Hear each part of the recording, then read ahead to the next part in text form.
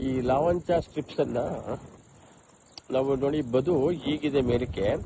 ಇದು ಹಣ್ಣಿನ ತೋಟ, ಇದು ಈಗ ಹೊಸದಾಗಿ ನೆಟ್ಟಿರ್ತಕ್ಕಂಥದ್ದು. ಈ ಬದು ಹೀಗಿದೆ ನೋಡಿ, ಬದು ಹೀಗಿದೆ. ಬಂಡು ಹೀಗಿರೋದ್ರಿಂದ ಹಾಫ್ ಇಂಚ್ಗೆ ಅಂದ್ರೆ ಅರ್ಧ ಇಂಚಲ್ಲ, ಅರ್ಧ ಅಡಿಗೆ ಒಂದರಂತೆ ನಾವು ಈ ವೆಟಿವರ್ ಸ್ಲಿಪ್ಸ್ ಅಂದ್ರೆ ಲಾವಂಚ ಬೇರುಗಳನ್ನ ನಾವು ಈ ರೀತಿ ಹಾಕಿದೀವಿ. ನಾವು ಮೊದಲು ಇನ್ನೂ ಹಾಕ್ತೀವಿ, ನಾವು ಅರ್ಧ ಅಡಿ ಗ್ಯಾಪ್ ಅಲ್ಲಿ, ಇದ್ರ ಮಧ್ಯೆ ಇರ್ತಕ್ಕಂಥ ಜಾಗದಲ್ಲಿ ನೋಡಿ, ಈ ಜಾಗದಲ್ಲಿ ಅರ್ಧ ಅಡಿಗೆ ಒಂದರಂತೆ ನಾವು ಇದೆಲ್ಲ ನೆಟ್ಟಿದ್ದೀವಿ. ಬಹಳ ಚೆನ್ನಾಗಿ ಅದ್ಭುತವಾಗಿ ಬಂದಿದೆ ನೋಡ್ಲಿಕ್ಕೆ. ಇವತ್ತು ನೆಟ್ಟಿರೋದು, ನಿನ್ನೆ ಮತ್ತೆ ಇವತ್ತು ನೆಟ್ಟಿರ್ತಕ್ಕಂಥದ್ದು. ಕೆಲವು ಕಡೆ ಇದು ವ್ಯತ್ಯಾಸ ಇರೋದ್ರಿಂದ ಬಂಡಂದ್ರೆ ಬದು ಸ್ವಲ್ಪ ಏರಿಳಿತಗಳು ವ್ಯತ್ಯಾಸ ಇರೋದ್ರಿಂದ ಇದನ್ನ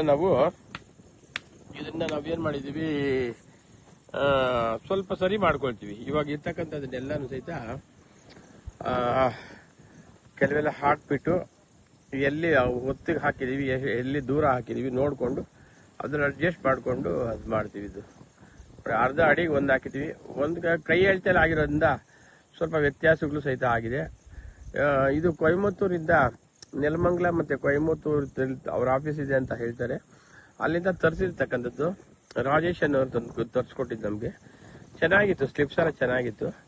ನಾವು ಒಂದು 10,000 ಸಸಿ ತರಿಸಿದ್ವಿ. 10,000 ಸಸಿನಲ್ಲಿ ಆಲ್ಮೋಸ್ಟ್ ಒಂದು 7,500 ಸಸಿ ಆಗಿ ಇನ್ನೂ ಒಂದು ನೋಡಿ, ಇದು 2,500 ಸ್ಟೆಮ್ಸ್ ಇನ್ನು ಹಾಗೆ ಉಳಿದಿದೆ, ಬುಡಗಳು ಬೇರುಗಳು ಹಾಗೆ ಉಳಿದಿದ್ದಾವೆ.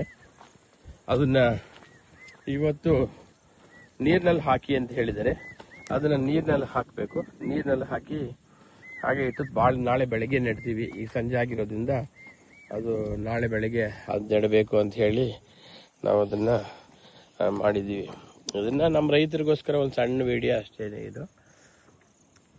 ಇದು ಚಿಕ್ಕದಾಗಿರೋದ್ರಿಂದ ಸರಿಯಾಗಿ ಕಾಣಿಸೋದಿಲ್ಲ. ಇದು ಇನ್ನು ಸ್ವಲ್ಪ ವಾರ 10 ದಿನ ಆದ್ಮೇಲೆ ಚಿಗುರು ಹೊಡೆದ್ಮೇಲೆ ಚೆನ್ನಾಗಿ ಕಾಣಿಸ್ಬೋದು ಅಂತ ಅನ್ಸುತ್ತೆ.